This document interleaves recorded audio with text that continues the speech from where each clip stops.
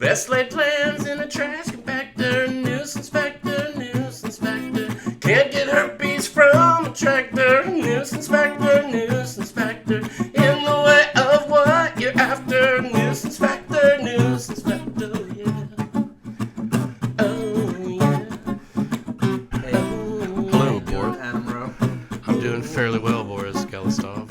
It's been a couple of weeks, I think, since we last sat down. It's been a spicy 2 weeks. It's been spicy. It's been some developments in the world that seem to almost maybe reflect a little bit of the things we were talking about last week. It's actually quite surreal that last week when we were talking about morality and the need for a metaphysic to go along with it, that we mentioned self-immolation as an action subject to the discussion of whether it's moral, whether it's rational, and we went through some instances of that. The one you pointed out was the Vietnamese monk who set himself on fire. Right. In Thic front of Quang Duc.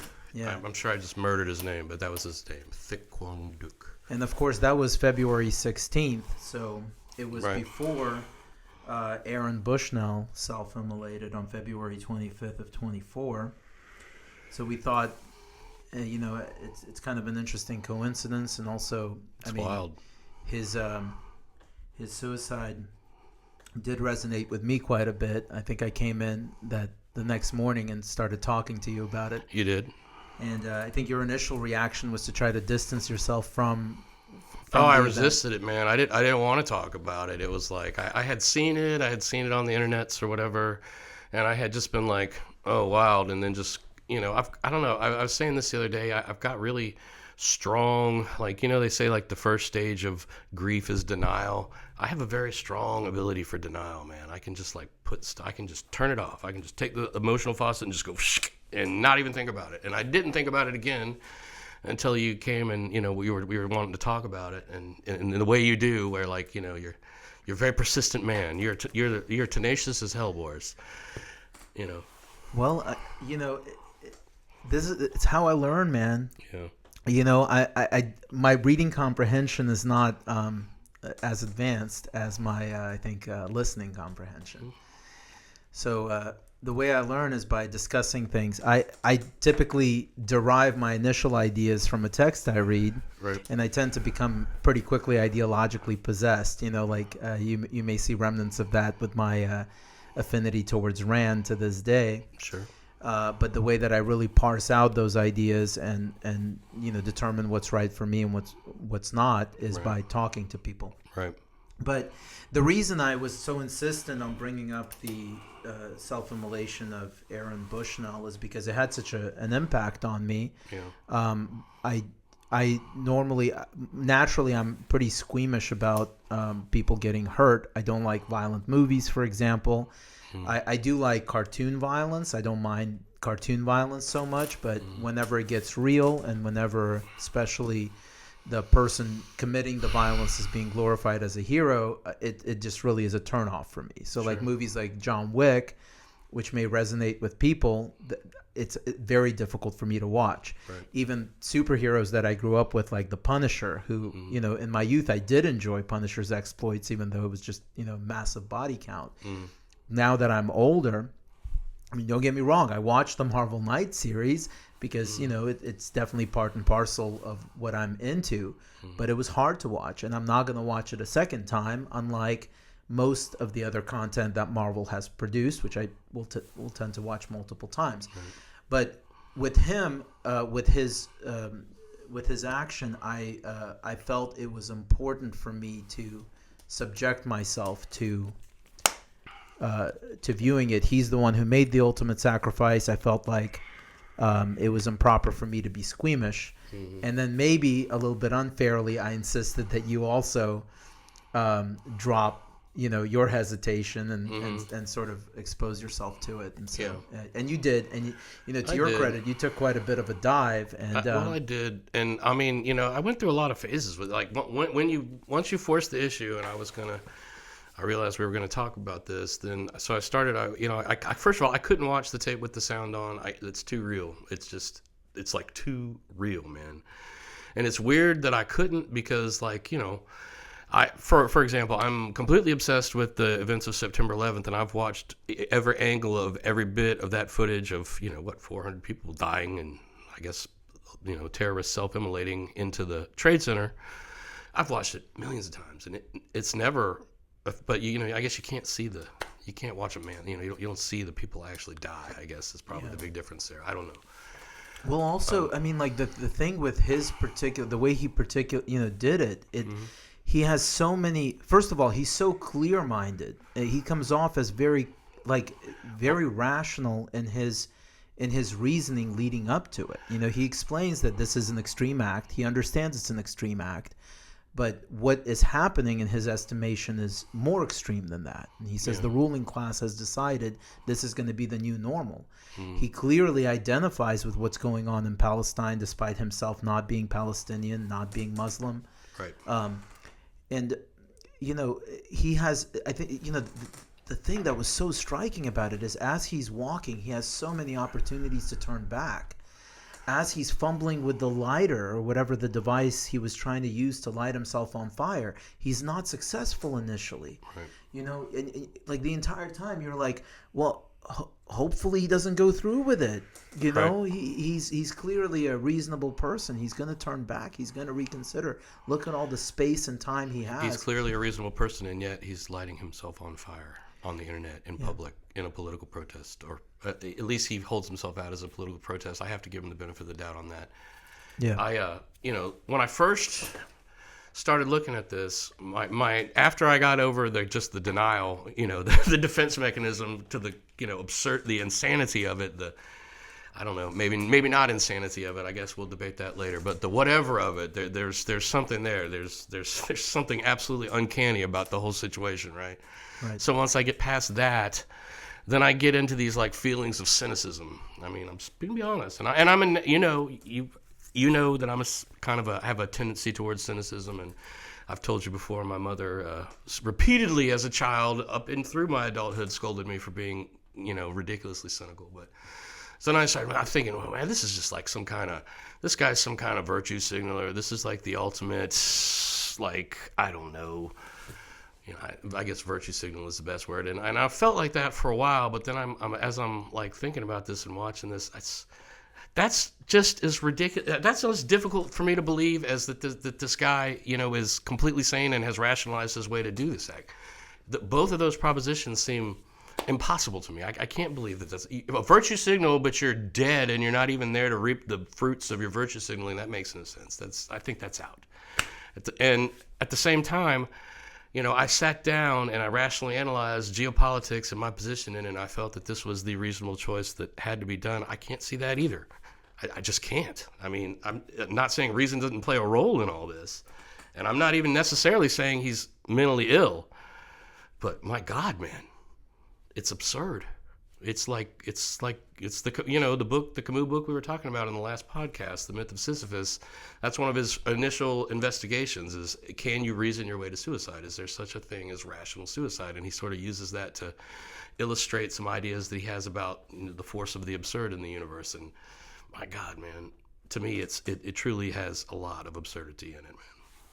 Yeah, but I mean, doesn't Camus conclude that suicide is really the only rational alternative to just shaking your fist at the heavens and at the circumstance? Sisyphus is happy not because he remains alive necessarily, but because he accepts his plight, and that's what makes life bearable.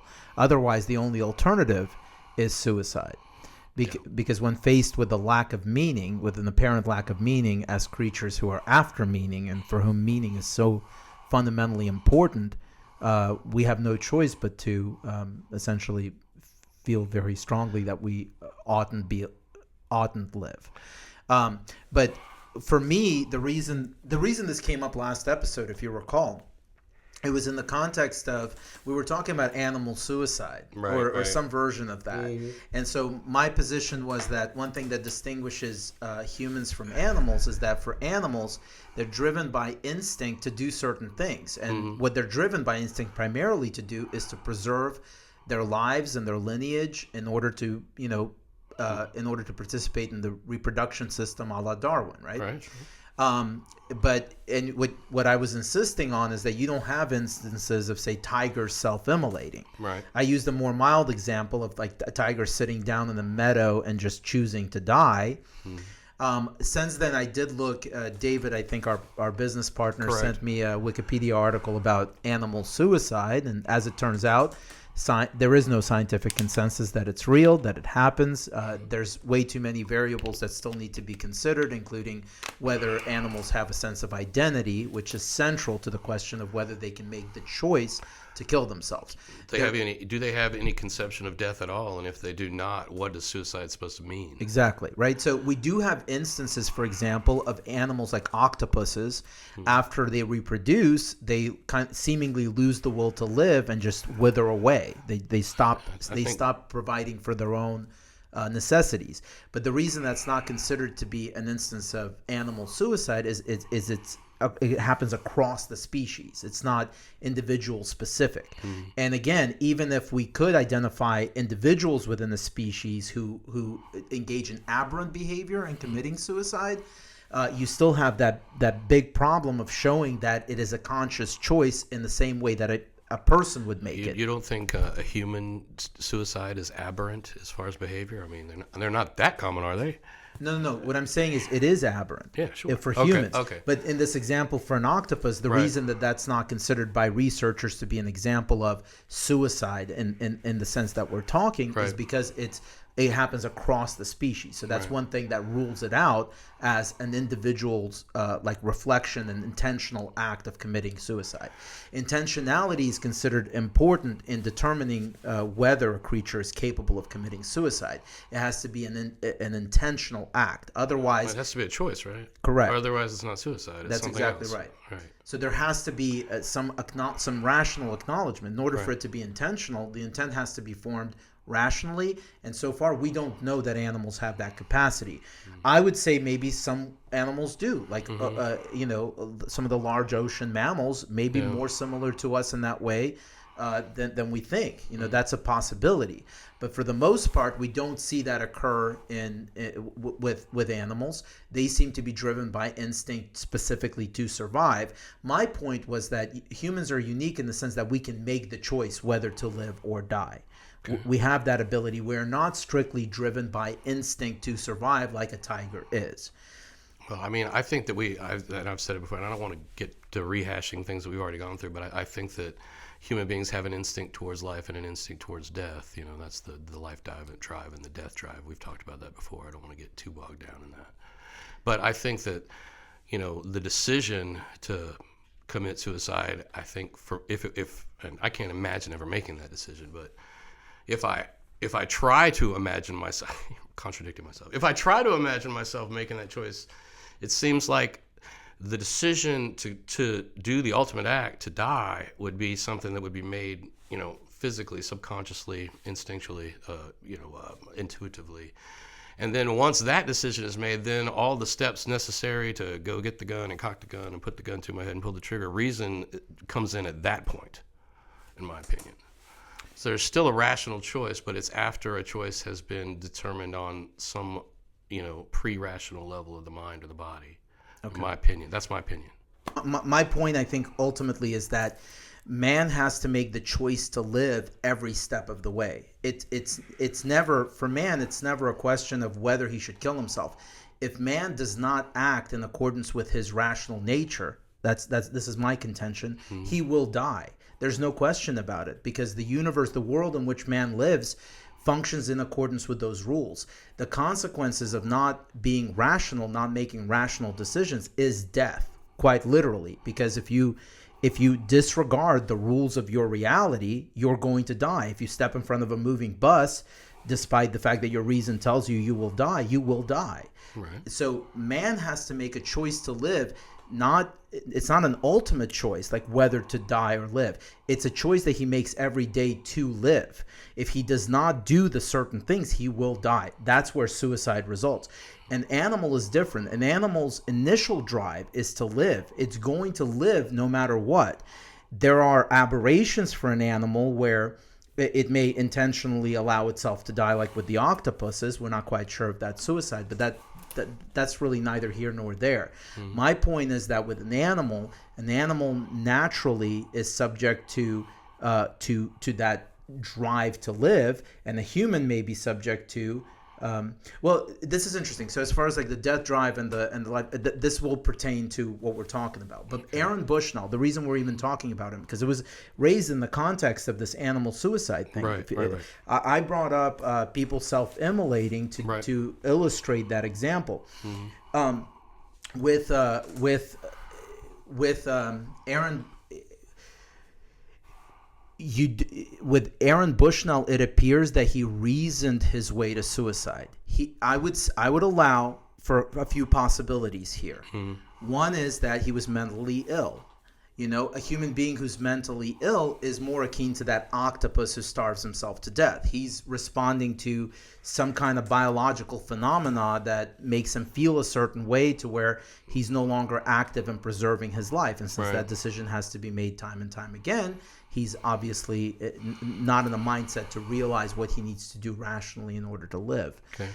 So that's a possibility with Aaron. You know, I got to say, when people suggest that as a possibility, it bothers me because I know, at least from his own words, what his motivations were, and he doesn't seem to be a mentally ill person to me. Well, I mean, like, how many words did he really say? It was a few sentences, right? But they resonate. I mean, I agree. They're powerful and they do resonate. But at the same time, how can you relate? How can you reduce the entire content of your consciousness and a choice as monumental as to kill yourself in the way he did to a couple of sentences? I mean, you can't, right? I mean, it's at best it's a distant approximation, isn't it?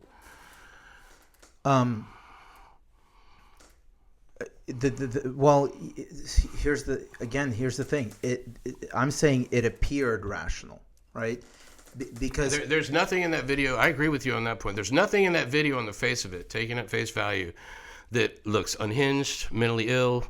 It looks just like you're saying, but I'm saying at the same time, you know, it's really the debate we had last week. Like, because we have 3-4 sentences from this guy and we have his body language. Do we have the content, the real content of his mind and his heart in this kind of decision? I don't see how we could. No, we don't. We don't. Well, yeah. Often that's the problem, right? That's the difficulty in living rationally, is that often you don't have all the variables and you can't judge. This is a good example of a situation where we want to judge what he did based on what we know about the situation, and it's very difficult because you're right. We don't have the inner workings of his mind. We don't know. Maybe he was truly mentally ill. But I think what we wanted to kind of get at today is whether there is a way to rationally justify what he did, right? And of course, with Rand, who factors in a lot to my thinking, for her, your life is your ultimate value. And the way that you know whether your other values are rational or not is whether they coincide with the protection and or promotion of your ultimate value. That's literally how you know whether you should kill yourself or not. The answer seems resoundingly with that, with what I just said, that it is always irrational to kill yourself. Right? Because I think you said that in last week's episode. How could you give up your ultimate value? Right. If that is the standard by which you judge all your other values, giving up your ultimate value seems to be an inherent contradiction in terms. It is necessarily irrational to always kill yourself. But here's what I go back to. In about 1982, Rand appeared on Donahue. Okay. At that point, her husband, Frank O'Connor, had just passed away. And she expressed the notion that essentially your ultimate value, your life, can assume a negative value if enough of your greatest values go away. So for her, she said, look, my greatest value that I was enabled to have by virtue of having my ultimate value, i.e. my life, was my husband, Frank. Of course, on whom she cheated relentlessly. I know, I'm aware. She was such an egotist. It was such an amazing person. Very, very contradictory in so many ways. But long story short, I think what she was suggesting is that your ultimate value can assume a negative value, at which point suicide becomes potentially the rational choice. So in looking at what Bushnell went through and what he said his reasons were, right? I could see somebody making the rational decision to self-immolate under those circumstances. If you feel complicit, which is something he specifically said, if you feel complicit in genocide, so let's say, so here's a person, he takes an oath. But he feels complicit, so it's an emotion, right? It's not a rational thing. Well, remember, emotions are important here because emotions. But you're saying he felt complicit. He felt some existential guilt about this genocide. That's correct. Well, doesn't that like take it out of reason, at least out of pure reason, and into the realm of emotion and into some other part of the mind, some other thought process? No, because you can't separate reason from emotion because emotions are the variables that form that go into making rational decisions. You have to weigh the different values that you have. Your emotions, how you feel about something, are values that you have. You value things, and you feel a certain way about things because you either value them or you find them to be negative elements in your life. Okay, but if guilt over complicity in genocide was the kernel of this behavior, doesn't that have at least an emotional component? Doesn't it have a non-rational component? I don't agree that emotions are rational. I think they're not. They're something else, personally. Well, but I'm not arguing that there is no emotional component to human decision making. But you're saying emotions are rational. I'm saying that love is rational, hate is rational, guilt is rational. Okay, the emotions themselves don't have to be rational. They're emotions. Okay, but if they're part of the process and they're not rational, then the process cannot be characterized as purely rational, correct? The process is purely rational. The variables have their start in various sources. The values that you have that have to be reconciled with your ultimate value, those don't have to be. I mean, it's a misnomer to even suggest that they could be rational or not. What are we talking about? Your values are your values. If you're a heroin junkie and you have an affinity for heroin, that's a value for you. And that's not a rational value. You don't have to come to it. In fact, what you're ultimately trying to do by weighing your addiction to heroin against your ultimate value is to determine whether that value is rational or not. Because if it's not a rational value, it's likely to lead to your death. That's the bottom line. And if it is rational, then it's going to enrich your life in some way. For that thought experiment to work, we have to sort of like assume arguendo that at some point the addiction doesn't take over and replace reason in the behavior that we're observing, right?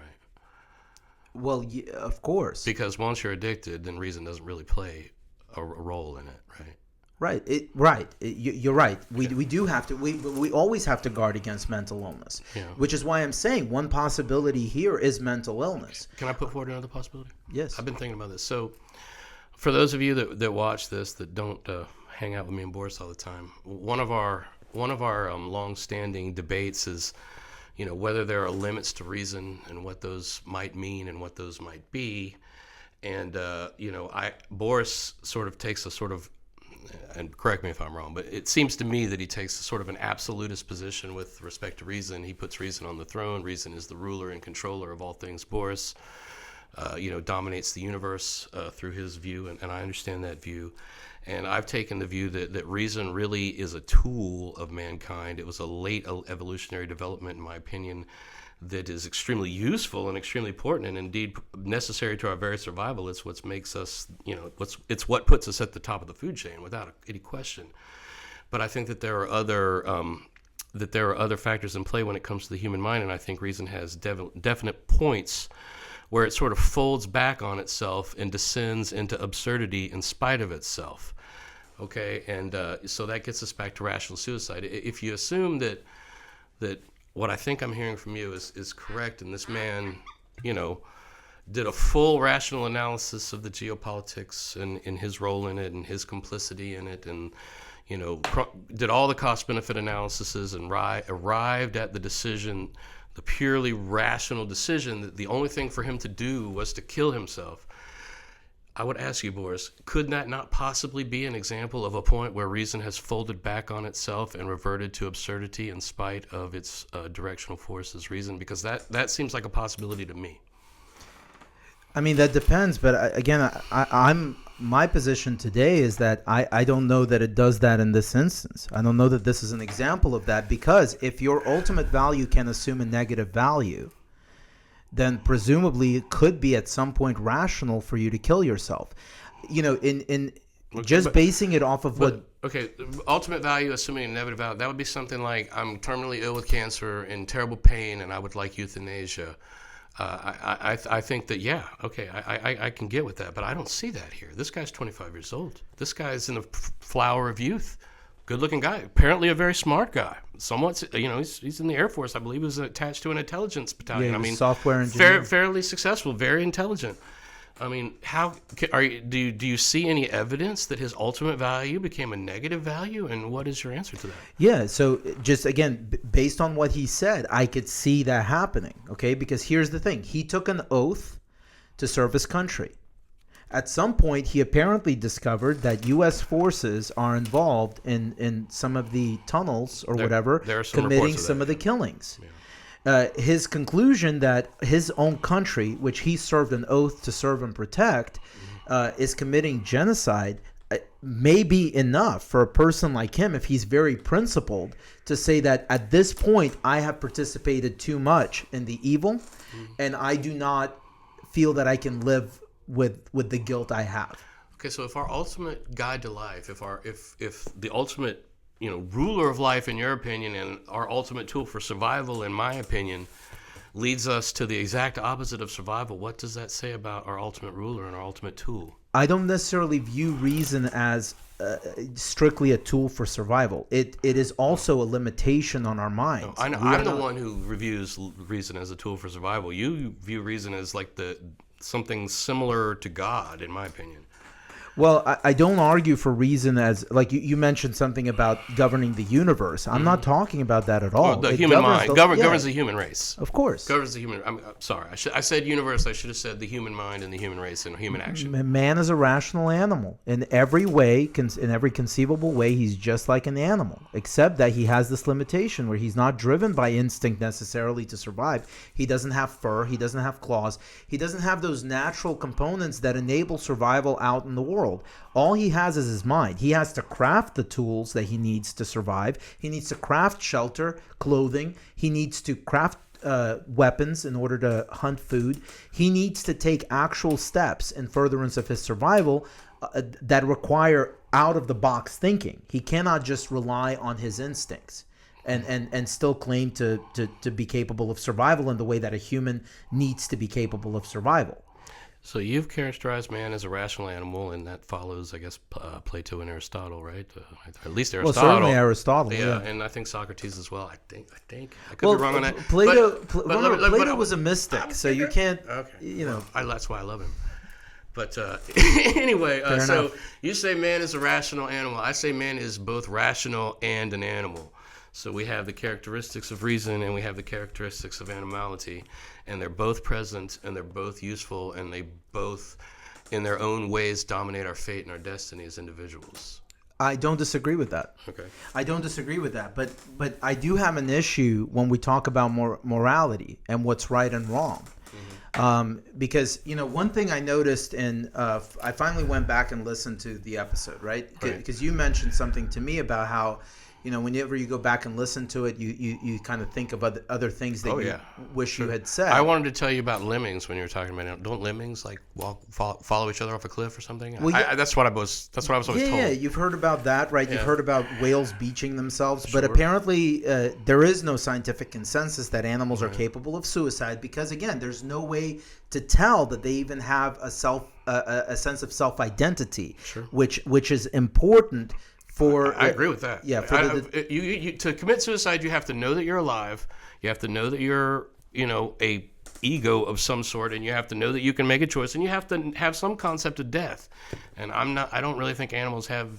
I mean, maybe they do, but I don't see any real strong evidence that they understand those things. Right. And again, the jury's out, because remember, I am perfectly content with living with the facts that are currently in evidence, despite the fact that I know that we constantly refine these theories and sometimes develop very radically different worldviews. Mm-hmm. Before we thought that birds flew because they had this property of levity. That's what Aristotle said, right? right? But now we know that that's not why birds fly, right. and we know more about their relationship with gravity. And then we went through several iterations of that, because Isaac Newton's conception of gravity is obviously does not paint a clear picture of the world at all. It's a zoomed in. It's an assessment based on a zoomed in representation of the world. But once we zoom out, now Einstein's relativity, which is very different, right? Because for Newton, gravity pulls things down. Whereas for Einstein, that's not the way gravity works at all. The fabric of space itself warps. Matter warps empty space. Correct. In other words, and so it creates the curvature. It's actually the curvature of space-time, which is defined by the amount of matter in any given area, I believe. Precisely. So that is not a pull. Right. That is not a that's pulling. the curvature. Yeah, and it's not certainly not a property where a creature that's able to divorce itself from larger objects has inside of itself. Interestingly enough, in practical terms, the engineers use a heck of a lot more Newtonian mechanics than they do relativity. Right. Well, yes, because it's more practical. It's more pragmatic. But this was the ultimate point I'm making is that even though Aristotle's conception even of levity, right, was so clearly off base, it's still useful in describing the behavior of birds on that kind of magnified frame of reference. And Newton's physics, just as you pointed out, they're still extremely useful. We still use them all the time. Sure. But not necessarily because they describe the transcendent picture, but because they accurately describe the zoomed in picture. And they're much more useful that way. And by the way, I will make that concession, because I'm not looking for reason to describe the way things work out there in the larger universe, in the larger reality. You've got like two dimensions, right? You've got like the close-up reality, you're calling Newton's mechanics, and a further out reality, relativity. Well, my question is this: how many dimensions out can we go? And if we can't perceive them, then how do we know what's out there? And why can't one of those levels be God at some point? I'm glad you asked. There is no reason why it couldn't be God at some point, except that my position is that we will not get from levity to general relativity through religious faith. We could only get from levity to general relativity through science, by essentially using tools to enhance our senses, to zoom out the picture that gives us a more complete picture of the way things work. But no matter how far we zoom out, can't we go further? Well, that's if that's what you're arguing, that's an interesting argument, but there's no reason to indicate that there's not going to be an upper limit to what we can ultimately perceive. And you could also go the other way. You can get bigger in your dimensional thinking, or you can get smaller. I mean, that's the superstring theory thing, right? I mean, like the idea of superstring theory is that there's 14 dimensions, but 12 or 11 of them are so infinitesimally small that they're absolutely imperceivable to human beings, even with the assistance of our greatest tools. So we were talking last episode about a gentleman named Thich Quang Duc, and once again, I'm sure I absolutely murdered his name. I'm going to just refer to him as the Vietnamese Buddhist monk, or the Buddhist monk, for the rest of the show, but that's what I'm talking about. And so this is another case of self-immolation. This is the one we were discussing in the last episode before the Bushnell self-immolation. And essentially, the story, briefly, I'll try to summarize it. So we're talking 1963 Vietnam, the early years of the Vietnam War. The government that the United States is backing at that time was the Diem government. The Diem government was a Roman Catholic and very much aligned with the former French colonizers' government, and now being supported by the U.S. policy.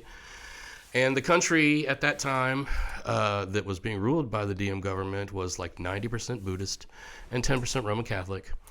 But all of this money and aid and swag and everything that's coming into Diem from the United States and its allies to support his regime and its war, the vast majority of this money is being diverted to Roman Catholics away from Buddhists.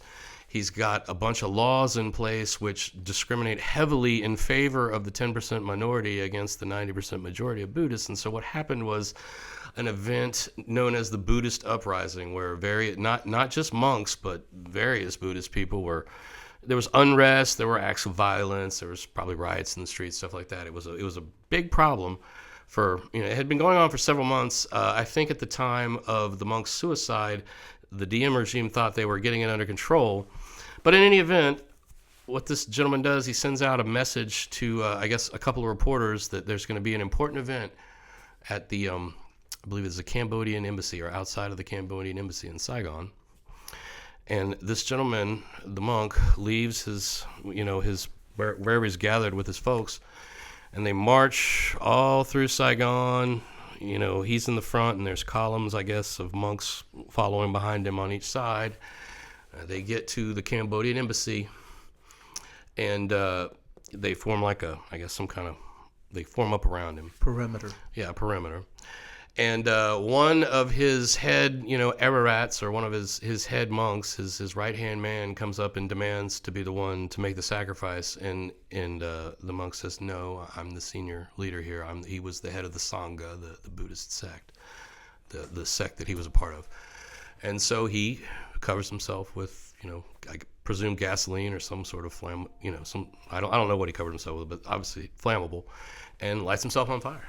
And, it becomes really just a quintessential moment of, the awfulness and the nihilism and the disgusting evil that was the American policy towards Vietnam. Picture taken of it becomes like one of the most famous pictures of the war and probably of the 20th century. It ends up on a Rage Against the Machine album. John F. Kennedy, the day that it happened, made a long statement about it. It had global impact. I mean, just an incredible act. But so I'm asking myself, why do I have a different set of feelings, set of intuitions, set of emotions, set of ideas that hit me about that case, that Queen Duck case versus the Bushnell case? So can you explain that a little bit? What is the actual difference in emotion? I don't know. I can't really reduce it to words, but the Vietnamese case just seems so much more poignant and so much more powerful in a way. And powerful is bad because it's not that Bushnell is not powerful, but coherent, maybe, to use your word, it just seems more coherent in the Buddhist situation versus the Bushnell. And the reason, I think, one of the reasons is that we're talking about an event that happened before I was born, and it's been romanticized and narrativized and mythologized and everything for 40 years, and the other one happened 4 days ago. That's certainly part of it.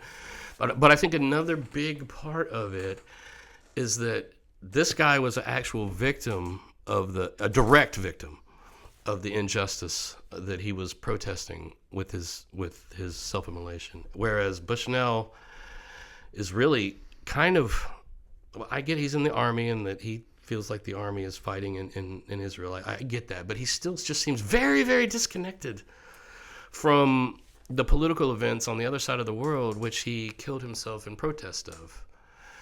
And I think that's the difference in the emotional impact that it's having on me, at least presently. I don't know. I mean, the time thing could be a huge factor. I really don't know.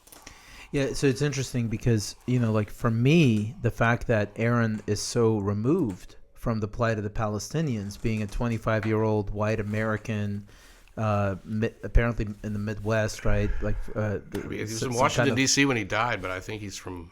I'm not sure. The thing about him is he's like, until like 7 days ago, he was a non-entity. We don't know. In an isolated Christian community of Jesus compound. Correct. So his parents clearly had, Christian religious beliefs. There's allegations. They certainly that sect. What is it called? I think it's Society of Jesus, right, or something like that. It's let's see. It's the Christian Community of Jesus. Okay. So I was, in my preparation for this conversation, I did a little bit of digging into that. There's people that say that's a cult. There's people who have sort of pejorative things to say about it, that group in the media, culty kind of stuff. But I didn't hear anything specific as far as allegations. But he apparently grew up on that compound. And he apparently was a very religious man. He was also recently, we know, involved in some kind of feed the homeless charity, I believe in Denver, which I didn't know that. Maybe not Denver, but it's like a charity that basically their charitable work is they feed the homeless, but they're also very involved in the argument for LGBT rights and trans rights and et cetera. So he seems to have been a member of that.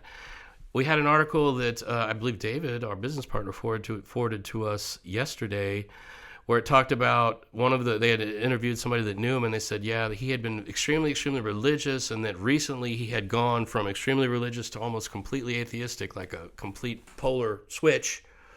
I had not. That's in the one that David sent. You Okay. can I'll pull it out on the break or something. But yeah, it talked about a sort of, from one end of the spectrum to the other kind of, and that kind of thing happens. Especially when you're talking matters of emotion, matters of religion. Well, when things become their opposite. And I don't know why. That just seems to be the nature of it to me. But so I don't know. Does that mean anything? Does it have any bearing on it? I'm not sure. But why does it seem to me? Why do I feel like the Buddhist monk was, I guess, on a spiritual quest, and I just don't get that same feeling when I interpret the information and the facts and the video and everything of the Bushnell suicide. I don't know.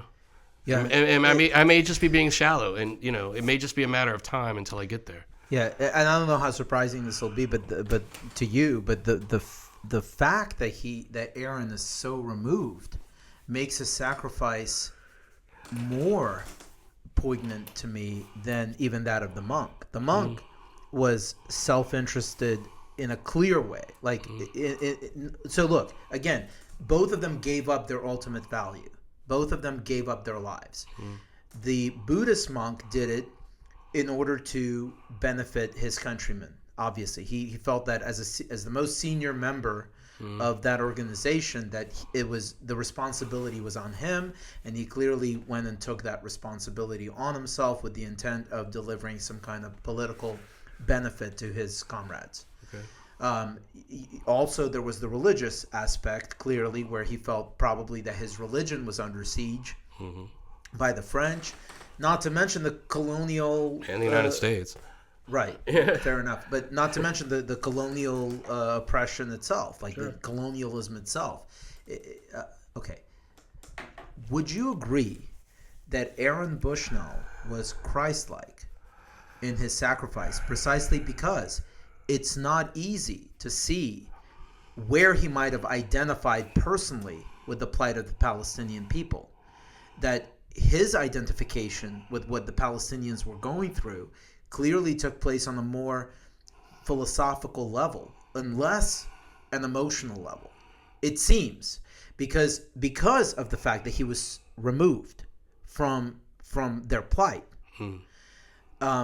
Did he feel? Let me. I already asked the question. Let me just let you answer. Yeah. Wow, man, that's a tough one. Was he Christ-like? Well, I mean, there certainly are similarities, or at least parallels, between what Bushnell did and the story, at least the story of Christ's crucifixion. There's a lot more to Christ than just the crucifixion, and I haven't seen Aaron Bushnell deliver a sermon on the mountain or anything like that. But if we're just talking about the specific act, sure. I mean, they were both, Jesus willingly went down to death, and so did he.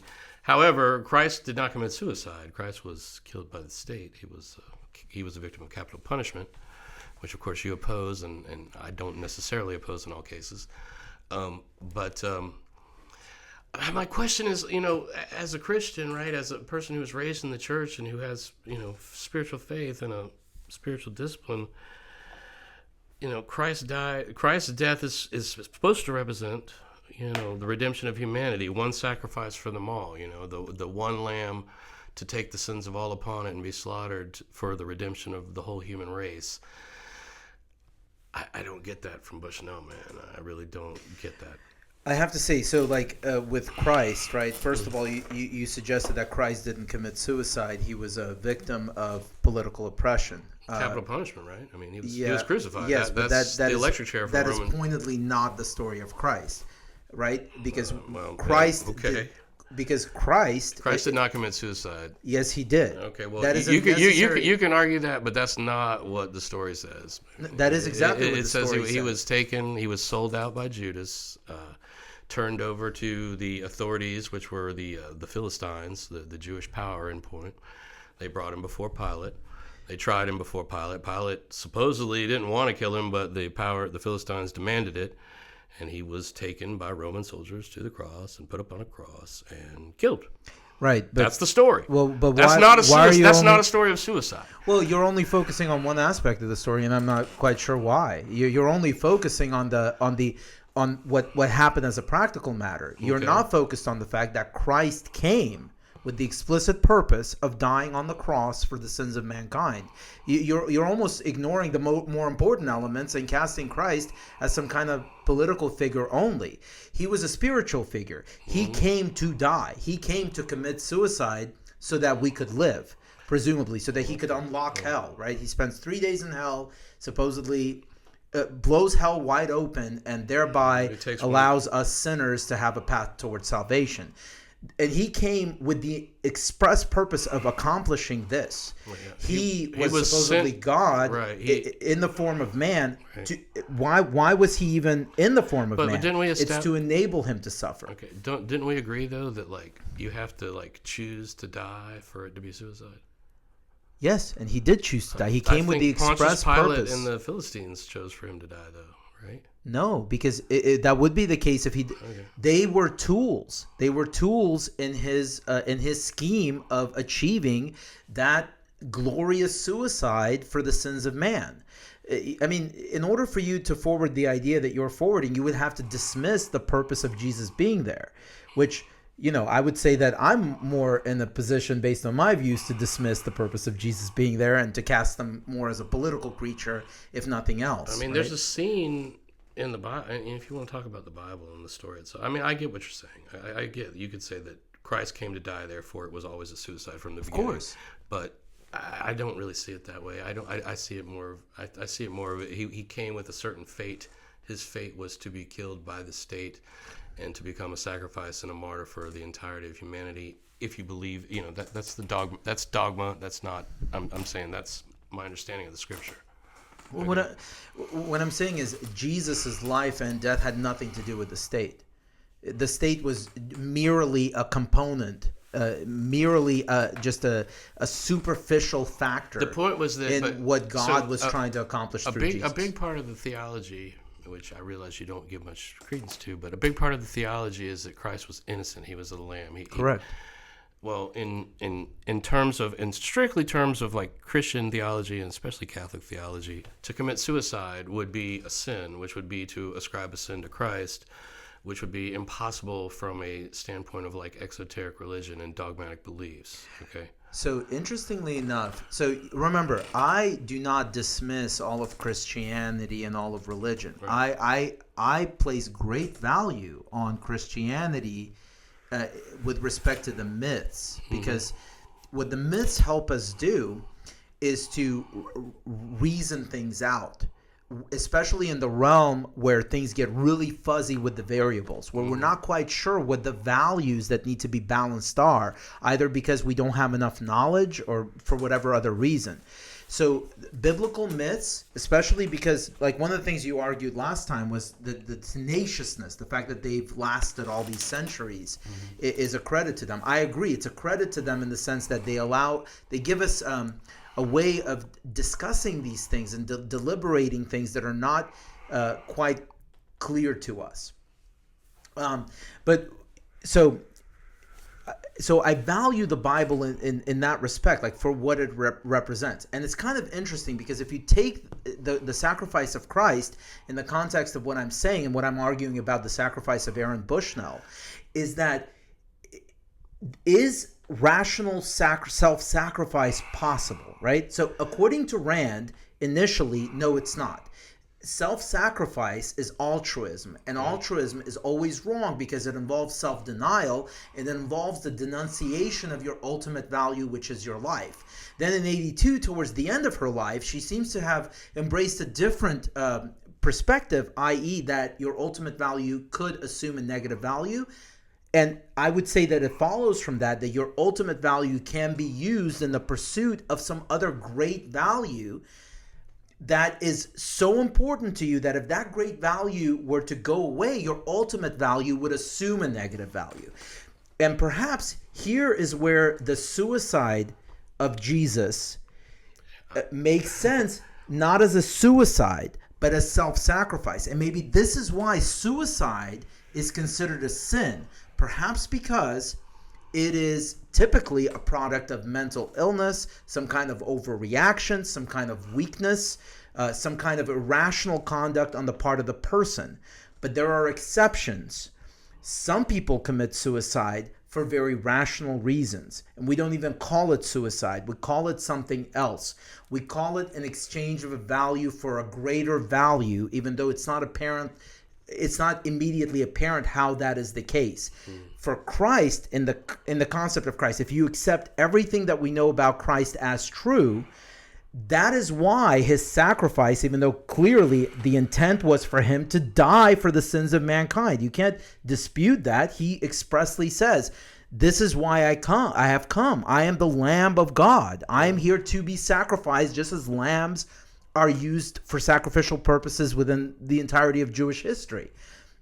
He came with the express purpose of being sacrificed, but we don't think of it as suicide in the sense that it is a sin, perhaps because we acknowledge that where you have greater values, these great values, and very few things really fall under that category, but perhaps the redemption of all of mankind qualifies as that greater value that supersedes even. What is the corollary between, the religious belief, of course, the metaphysical belief that Jesus' sin atoned for the sins of humanity as the perfect sacrifice? What is the correlation between that aspect of Jesus' story and Bushnell's story?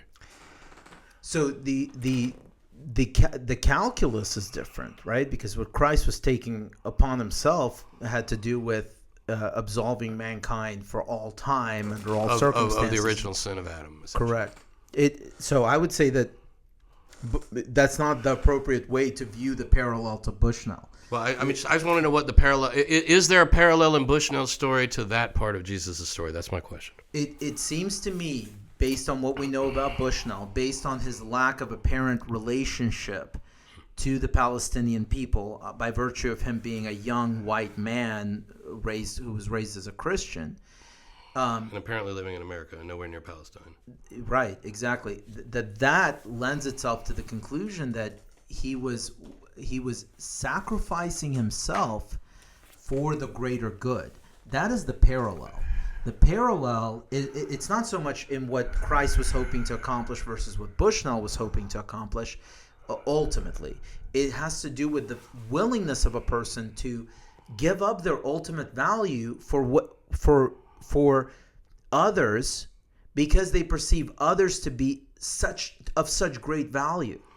So, how can your ultimate value be given up to appease values lesser than the ultimate value? You're saying this only works when the ultimate value has become compromised and has become a negative value following the late Rand idea of the yes, late and 80s. I think there's an argument to be made that that's exactly what happened with Bushnell. That the reason his suicide was rational is because he rationally concluded that by virtue of taking the oath and essentially being put between a rock and a hard place, he had to make a choice. Either I serve my country and deliver upon my oath, which involves genociding this other group of people, or I engage in an act of extreme protest. That was his mentality.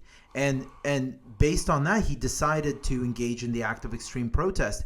I could see how you could make a rational argument for why his sacrifice makes sense. All right. I understand. It's not an easy thing. It's just always a tough comparison. When you're comparing a person or an event or anything to Jesus is a lot like comparing a person or event to Hitler. It's always such a radical shift in paradigms in the comparison, right? Right. Yeah. But I mean, if you view Jesus as a secular figure, right? Just if you don't attribute anything to his comments about a metaphysic, right? Then you still see him as I don't know if you do, but I'm asking, I guess, does he still strike you as a heroic character? I think even during the times of my life when I didn't, or when I rejected the religious aspects of my personality, I always saw him as a heroic figure, and I always saw him as a person, even during the absolute zenith of my disbelief. And when I was 15, 16, 17 years old, I still valued, for example, the words of the Sermon on the Mountain, because I think there's wisdom in that has, I don't care if you're religious or not, there's power there, there's poetry there, there's a deep and almost uncanny sort of magic, is that a loaded word, to those phrases, to those stanzas, of the Bible.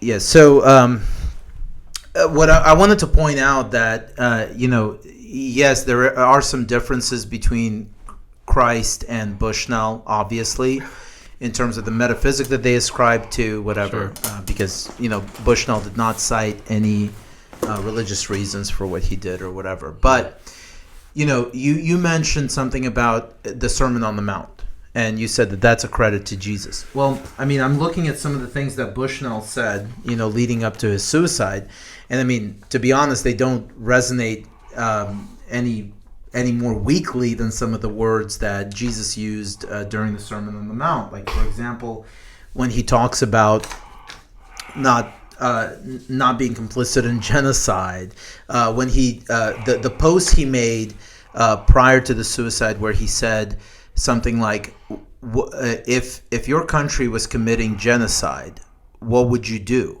If you were living in Jim Crow, during Jim Crow, what would you do? If you were living during slavery, what would you do? Well, you're doing it right now. Do you know what I'm talking about? Yeah, no, yeah. I'm familiar with that. I mean, yeah, that's to me, that's pretty impactful. That's something, it almost sounds like something Jesus might have said, because in terms of the scope of its meaning, the power of what he's saying. What he's saying is like, look, all of you guys, you're complicit in genocide, and none of you are resorting to this extreme behavior, but, I mean, maybe it's warranted. maybe it is, but that feels like the virtue signaling which my cynical mind went to. But at the same time, I mean, I get it. But think not that I have come to destroy the law. I have not come to destroy, but to fulfill. And verily I say unto thee, that neither one jot nor one tittle shall fall from the law until all be fulfilled. I mean, that's in the Sermon on the Mountain, and I don't hear any kind of depth like that coming out of the Bushnell story. No. Well, yeah, but I mean, you don't. I mean, but did Bushnell come to fulfill the law too? I mean, is the law that we'll kill ourselves rather than serve the government that is doing evil? I don't know that that's the law. I mean, I don't know, man. I just don't know. I cannot emotionally get behind, even in the case of the Buddhist monk, man, whether it's for religious reasons or rational reasons or some combination thereof, or for mental illness. If these things that define us and that make us human and that raise us above the animals and that bring us close to God, if they lead us to suicide, well, what is their purpose? What good could they possibly serve? Well, but it's not so look, it's you can use the term suicide, sure, but if you use the term suicide with respect to Bushnell, then you have to use the term suicide with respect to Christ.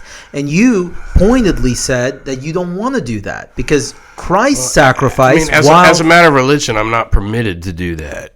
Okay. Well, but I think you also have a very deep feeling that what Christ did is not appropriately characterized as suicide. I do. I don't think it's appropriate to characterize it as suicide. It almost seems like I think it's a stretch. Fair enough. And it almost seems like the reaction you had to me characterizing it as a suicide is very similar to the reaction I had and reported to you the day after Bushnell did what he did, and I was listening to NPR, and after having an expert on who explained the difference between people who commit suicide for mental health reasons and people who commit suicide for political reasons, and explained the difference, NPR nevertheless chose to follow that interview with a public service announcement about how if you know anyone who's in crisis, have them call the suicide prevention hotline. Right. And of course that elicited a very what I think is a very similar reaction to the reaction you gave me when I characterized Christ's sacrifice as suicide. Because we both, I think, feel that there's something more to what Bushnell did. That it's not a mental health crisis, that it's not a suicide in the typical sense of the word, i.e. the exchange of a value, your ultimate value, for a lesser value or a non-value. Both of us seem to feel very strongly that he exchanged his ultimate value for something that is maybe of ephemeral value, maybe something we don't quite grasp, but the feeling is there that there is something very important going on here. That's how I feel. Well, your paradigm of the value and the ultimate value and the diminished value and the whole Randian scheme, first of all, just for clarity, that's not something that's not an opinion I hold. When I speak in those terms, it's just to illustrate points that are coming up in the course of the conversation. I mean, I believe that this guy had a life drive and a death drive, and he had a certain genetic component towards certain behaviors. And, I believe that something obviously drove him to this, which a portion of which may in fact be pure reason, maybe even a large portion of which. But there's got to be other contributors to this behavior. I just can't. I cannot reach a world in which I can reason my way to killing myself. I just can't. I mean, the end, no matter how rational the steps are leading up to the end act and its finality and its totality is absurd to me. It strikes me in my heart as absurd. At what point does 12,000 children, 30,000 civilians, 7,000 missing on top of that, at what point does that start to make sense to you? What does one more dead person on top of all those dead people accomplish? It's absurd, man. What I'm saying is, let's say his act was absurd. Okay. There's nothing more absurd than the thing that he's responding to. I agree. War is absurd. Senseless killing is absurd. The war in Gaza is a great terrible shame upon everyone involved in it. Back to Camus. Okay. I mean, we're not. This is the thing. I think religious. As all war is, by the way, just for clarity, all war is a terrible shame upon all people who are forced to participate in it. Whether they chose to or not, it's awful. It's pointless. It's evil. It's anti-human. I agree. Yeah. I agree. And when faced, we were talking about Camus, right? Mm-hmm. When faced with that level of absurdity, you only have certain options if you're a healthy, normal human being. Well, to delve deep, I think to commit suicide, though, is to delve deeper into absurdity. And is that the answer? But we've already agreed that the term suicide probably is not the best term to use to describe this kind of political sacrifice.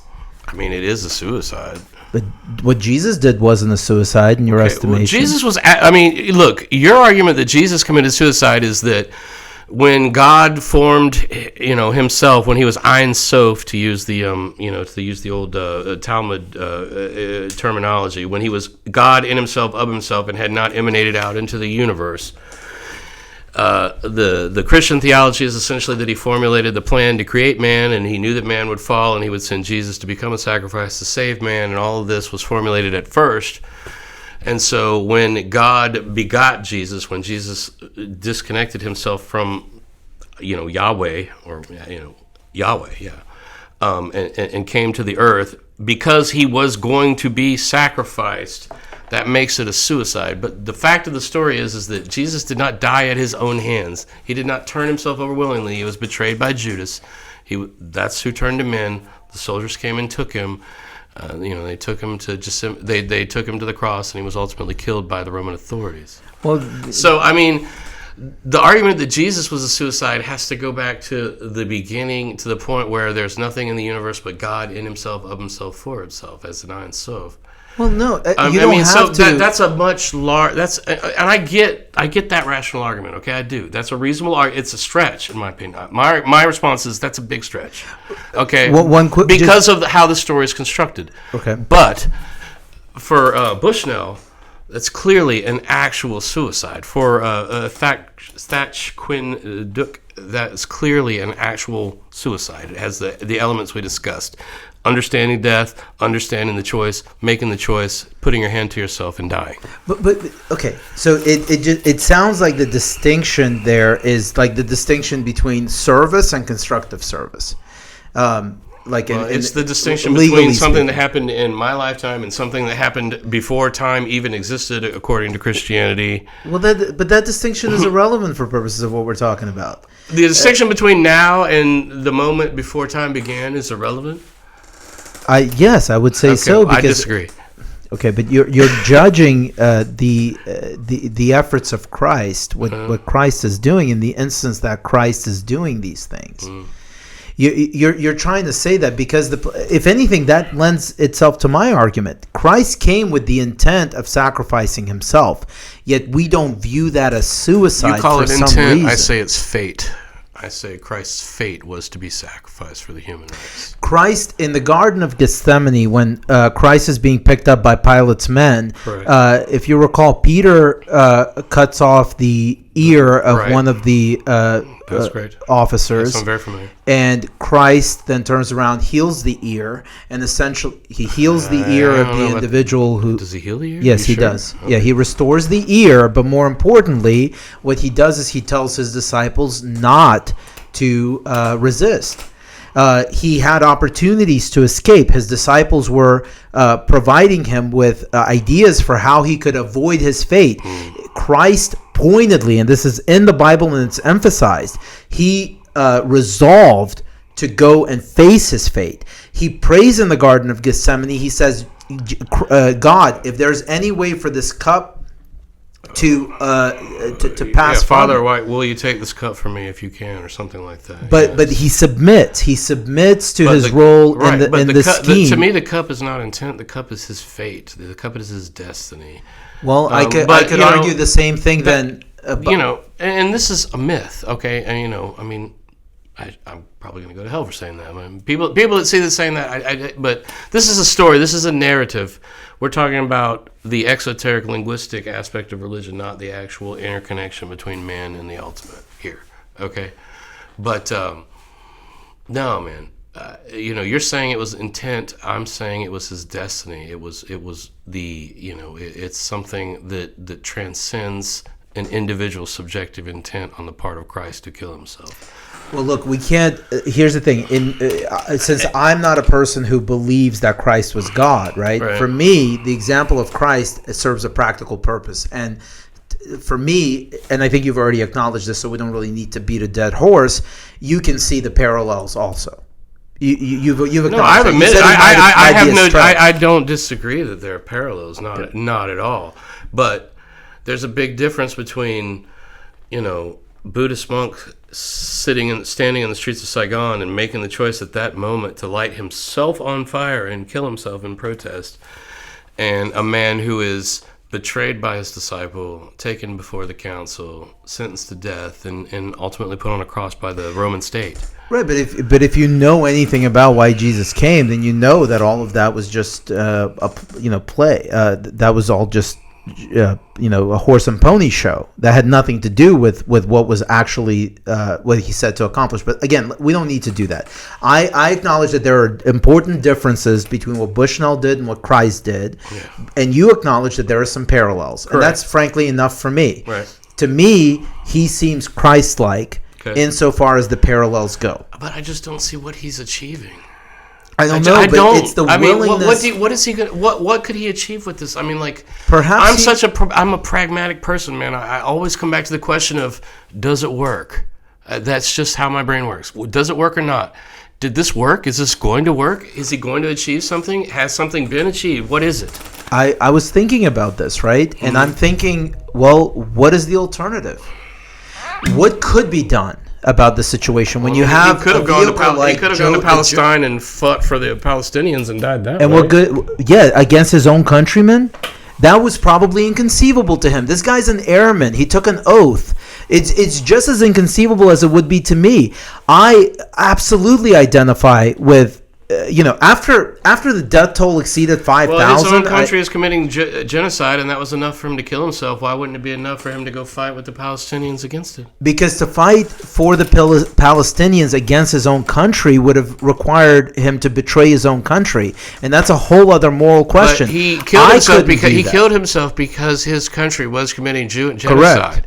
So why wouldn't he be able to fight against his own country? He found- can kill himself, but he can't kill his own country Exactly. who are committing genocide? Yes, and I can't believe you don't see that. That is exactly that would be exactly my calculus. Okay. I could never oppose my own country. I took an oath to this country.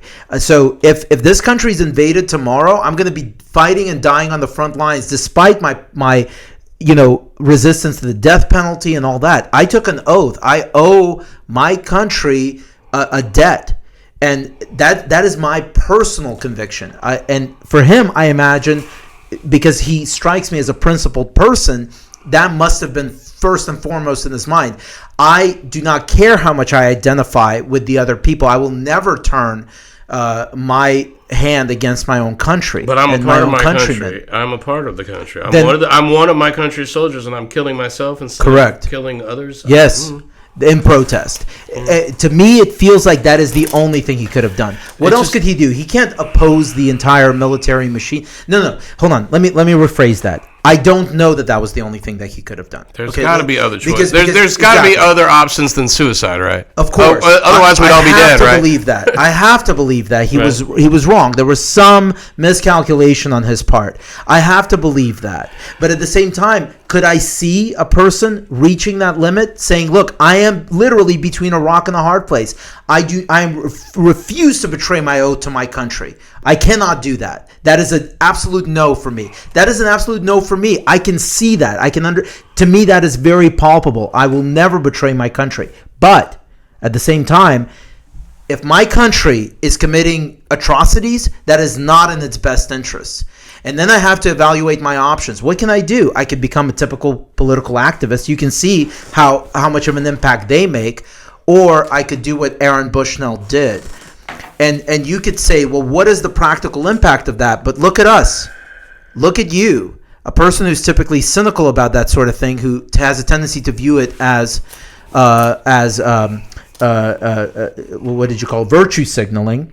And a person like me who tends to view any kind of self-harm as necessary, like as violative of your life, your ultimate value. And here we are. We're trying to find a space for him in our respective philosophies. Why? Because it was so impactful. It was so meaningful. And we are as removed from the Palestinian people as he was, right? We certainly are, man.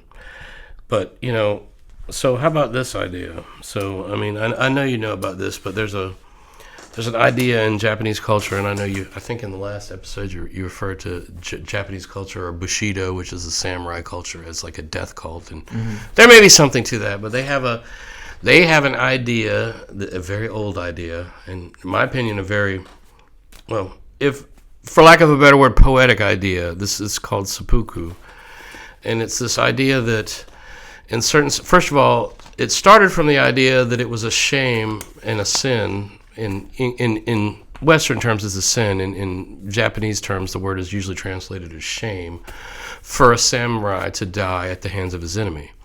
And so when a samurai was defeated, the samurai who had defeated him would sometimes give him the option of committing seppuku, which is to take out your tanto and right across the stomach, kill yourself, cut your... And followed by your head being chopped off by your retainers. Correct, yes.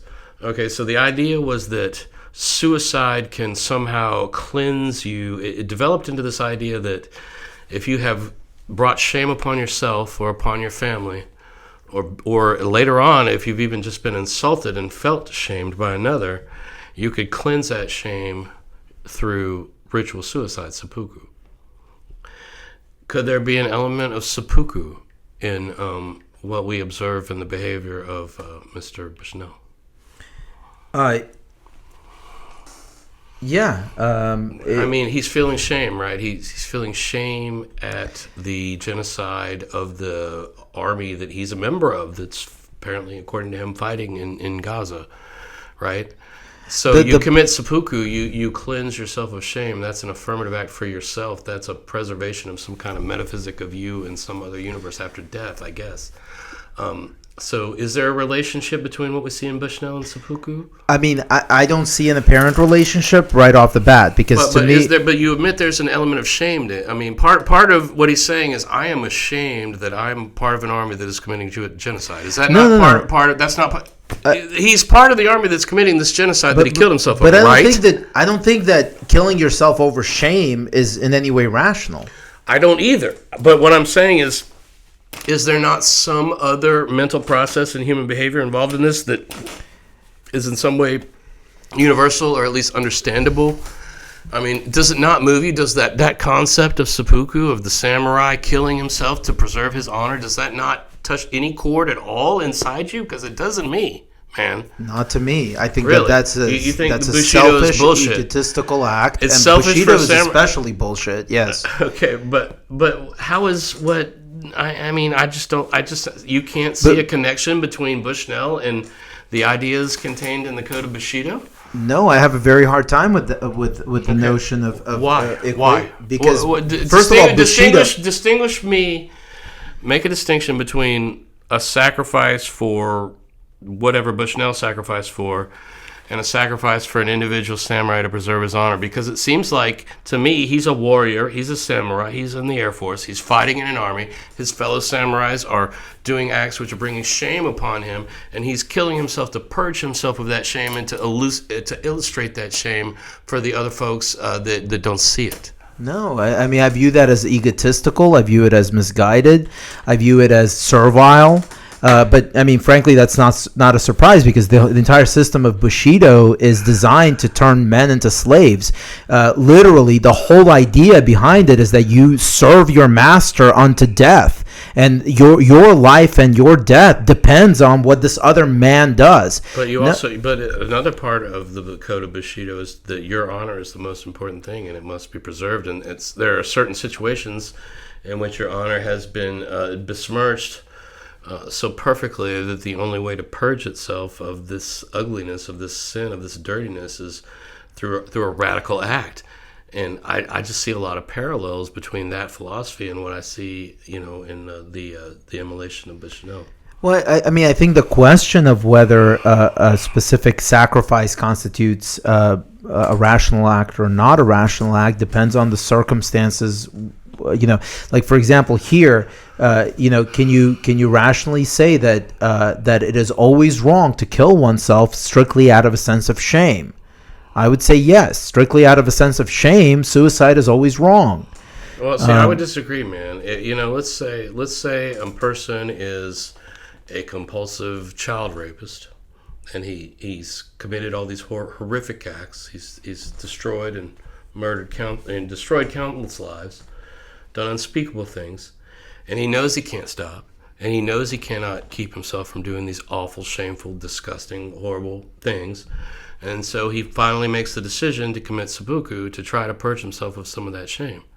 Is that not a rational process? Does that have no meaning to you? Is there nothing real about that to you? No, there's something real about atoning for your own mistakes and sins. Well, is that not what seppuku is about, though? It's about atoning for the things, your sins, the things that bring you shame, the things you've done that you regret. Like failing to protect your master?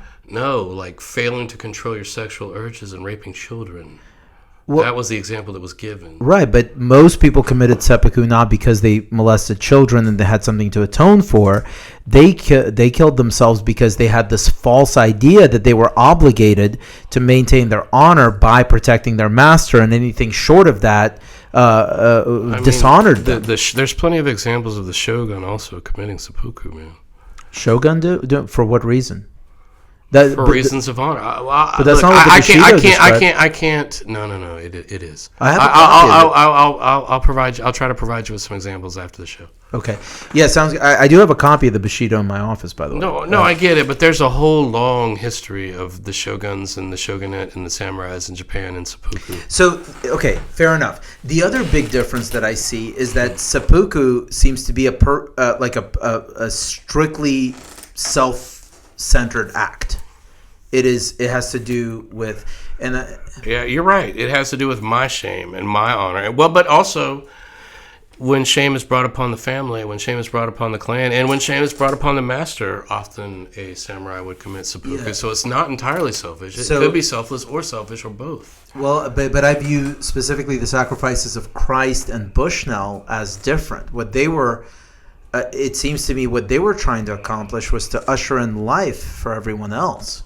It was not a strictly speaking. Okay, I get that with Christ. I don't see that with Bushnell. Well, Bushnell is Christ-like in the sense that he's stepping up for a group of people. But how is he ushering in life for everyone else, as you stated?